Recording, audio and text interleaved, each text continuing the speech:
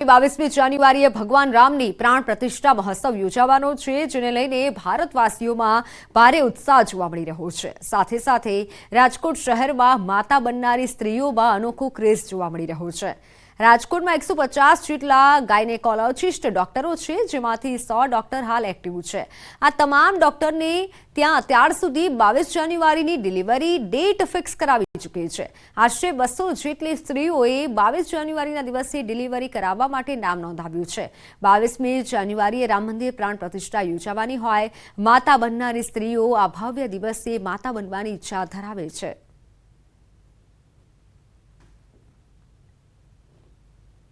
આ પહેલી વખતે એવું છે કે શ્રી રામલલ્લાનું પ્રાણ પ્રતિષ્ઠા મહોત્સવ છે અને બધાનું કહેવું એવું છે કે જ્યારે આટલા વ્યવસ્થિત સારામાં સારા સમયે સારામાં સારા મુહૂર્તે જ્યારે રામલલ્લાની પ્રાણ પ્રતિષ્ઠા થવાની હોય એ સમયે જો અમારું બાળક આ પૃથ્વી પર અવતરે તો એ અમારા માટે સારામાં સારું કહેવાય। તો સમાચારોમાં હાલ બસ આટલું જ। આપ જોતા રહો ન્યૂઝ 18 ગુજરાતી। નમસ્કાર।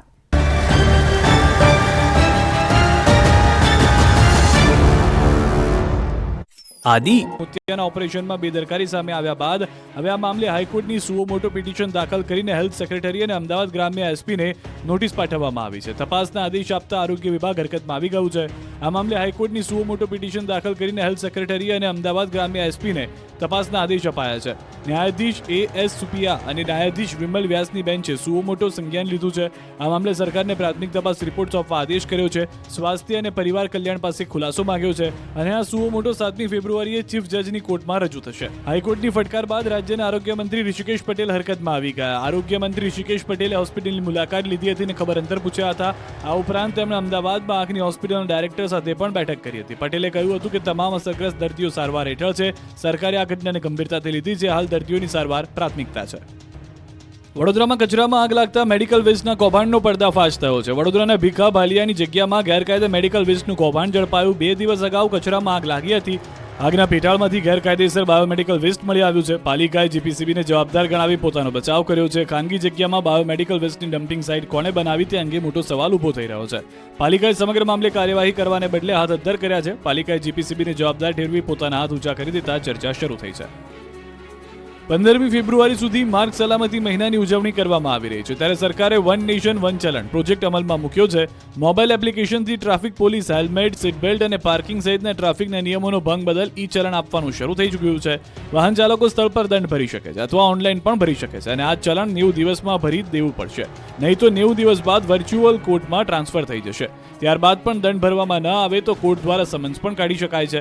અત્યાર સુધી પોલીસ દ્વારા તર્કશ એપ્લિકેશન થકી ઈ ચલણ આપવામાં આવતા હતા, જે હવેથી આ પ્રોજેક્ટ હેઠળ આ એપ્લિકેશન થકી traffic police helmet, seat belt તેમજ નો પાર્કિંગ સહિતના ટ્રાફિકના નિયમોના ભંગ બદલ ઈ ચલણ આપી રહી છે। આ એપ્લિકેશનમાં ભારતના કોઈ પણ રાજ્યની ગાડી કોઈ પણ અન્ય જગ્યાએ નિયમોનું ભંગ કરશે તો તેના એપ્લિકેશનની મદદથી પોલીસ ઈ ચલણ આપી શકશે। આ એપ્લિકેશનની ખાસિયત એ છે કે તેમાં પણ ચલણ જનરેટ થતાની સાથે જ આરટીઓમાં તે જોઈ શકાશે અને તેથી વાહન ચાલક ચલણ ભર્યા વિના પોતાનું વાહન વેચી કે ટ્રાન્સફર નહીં કરી શકે, જેથી ટ્રાફિક પોલીસે હવેથી વાહન ચાલકોના ટ્રાફિકના નિયમો પાળવા માટેની અપીલ કરી છે। છોટાઉદેપુરમાં ડોલામાઇટ પથ્થરની 30 જેટલી ખાણો અને 125 જેટલી પથ્થરમાંથી પાવડર બનાવવાની ફેક્ટરી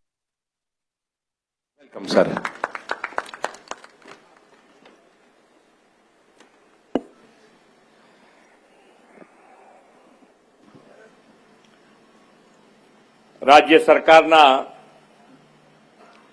વન અને પર્યાવરણ વિભાગ દ્વારા આયોજિત નવસારી જિલ્લાના વાંસદા ખાતે વન સેતુ ચેતના યાત્રાના શુભારંભ પ્રસંગે આપણી સૌની સાથે મંચ ઉપર ઉપસ્થિત નવસારીના લોકપ્રિય સાંસદ અને ભારતીય જનતા પાર્ટી પ્રદેશના યશસ્વી અધ્યક્ષ શ્રી C.R. પાટીલજી, મારા સાથી મંત્રી શ્રી મુળુભાઈ બેરા, ડોક્ટર કુબેરભાઈ ડિંડોર, શ્રી મુકેશભાઈ પટેલ, શ્રી કુંવરજીભાઈ હળપતિ, લોકપ્રિય સાંસદ શ્રી પ્રભુભાઈ વસાવા, સાંસદ શ્રી કેસી પટેલ, મારા સાથી ધારાસભ્ય શ્રી નરેશભાઈ પટેલ, શ્રી મોહનભાઈ ડોડિયા, શ્રી ગણપતભાઈ વસાવા, શ્રી સંદીપભાઈ દેસાઈ, શ્રી આરસી પટેલ, શ્રી અરવિંદભાઈ પટેલ, શ્રી જીતુભાઈ ચૌધરી, જિલ્લા પંચાયતના પ્રમુખ શ્રી મનુભાઈ પટેલ, શ્રી પરેશભાઈ દેસાઈ, શ્રી નર્મલાબેન ગાઈન, વાંસદા તાલુકા પંચાયતના પ્રમુખ શ્રી દીપ્તિબેન પટેલ, નવસારી જિલ્લાના અધ્યક્ષ શ્રી ભુરાભાઈ શાહ, વલસાડ જિલ્લાના પ્રમુખ શ્રી હેમંતભાઈ કંસારા, સુરત જિલ્લાના પ્રમુખ શ્રી કિશોરભાઈ ગામિત, ડાંગ જિલ્લાના પ્રમુખ શ્રી કિશોરભાઈ ગામિત, પ્રદેશ મંત્રી શ્રી શીતલબેન સોની, આદિજાતિ મોરચાના પ્રદેશના મહામંત્રી શ્રી પિયુષભાઈ પટેલ, કલેક્ટર શ્રી, ડીડીઓ શ્રી, સચિવ શ્રી, ચૂંટાયેલા જનપ્રતિનિધિ, સંગઠનના પદાધિકારી, વિશાળ સંખ્યામાં ઉપસ્થિત સૌ નાગરિક ભાઈઓ બહેનો, પ્રેસ મીડિયાના મિત્રો, સૌને મારા નમસ્કાર. તમે એકદમ શાંત થઈ ગયા છો, આટલું બધું ઉત્સાહવાળું વાતાવરણ.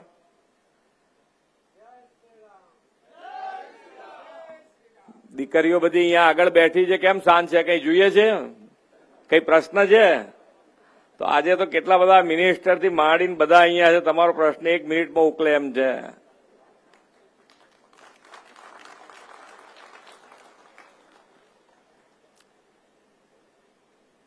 આજે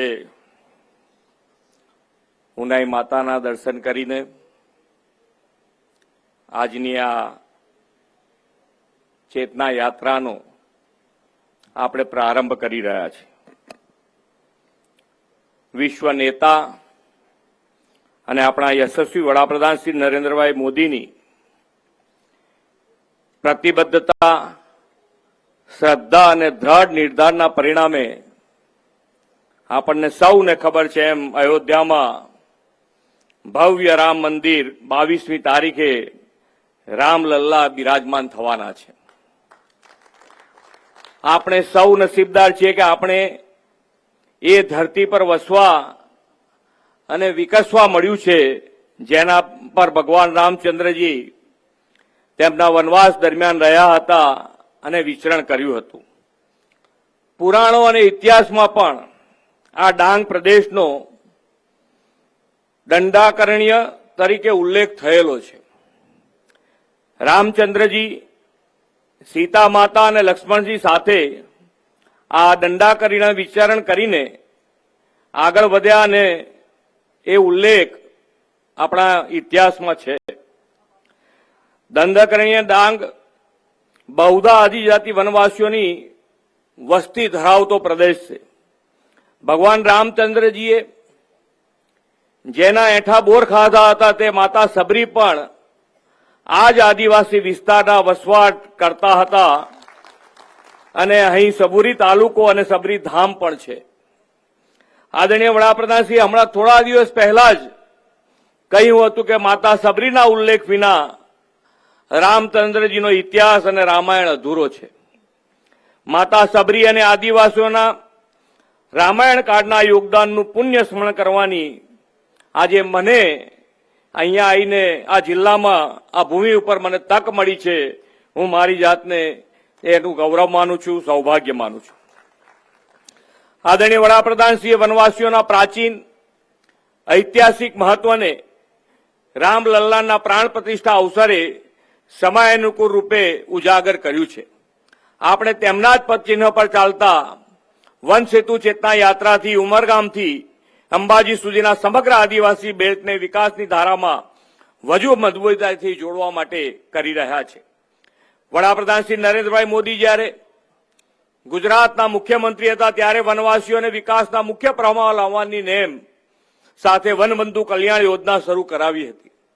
આ વનબંધુ કલ્યાણ યોજનાની સફળતાએ તેમને વડાપ્રધાન તરીકે રાષ્ટ્રવ્યાપી ફલક પણ આપ્યું છે. આઝાદીના દશકો સુધી થાગડ થીગડ વિકાસ થયેલા આદિવાસીના સર્વાંગી વિકાસની શરૂઆત જો કોઈએ કરી હોય તો એ આદરણીય નરેન્દ્રભાઈએ કરી છે. આઝાદીના અમૃતકાળમાં ભારતને વિકસિત ભારત 2047 બનાવવાના સંકલ્પ સાથે તેમણે વિકાસની બધી યોજનાઓમાં જનમનને જોડવા વિકસિત ભારત સંકલ્પ યાત્રા શરૂ કરાવી છે. આદિવાસીઓ વનવાસીઓ સુધી ઘરે બેઠા વિકાસના લાભ 100% પહોંચે તે માટે સેચ્યુરેશનના વિચાર સાથે આ યાત્રા તેમણે ભગવાન બિરસા મુંડાની જન્મતિથિએ રાષ્ટ્રભરમાં શરૂ કરાવી છે. ગુજરાત તો નસીબદાર છે કે વડાપ્રધાનશ્રીના વનવાસી કલ્યાણ વિઝનનો લાભ 2 દાયકાથી રાજ્યના વનવાસી આદિવાસીઓને મળી રહ્યો છે. સામાજિક, આર્થિક, શૈક્ષણિક વિકાસની બધી જ સુવિધા મારા વનવાસીઓને મળે, વનવાસી વિશ્વ પ્રવાસી અને વનબંધુ વિશ્વબંધુ બને તેવો વિકાસ તેમના નેતૃત્વમાં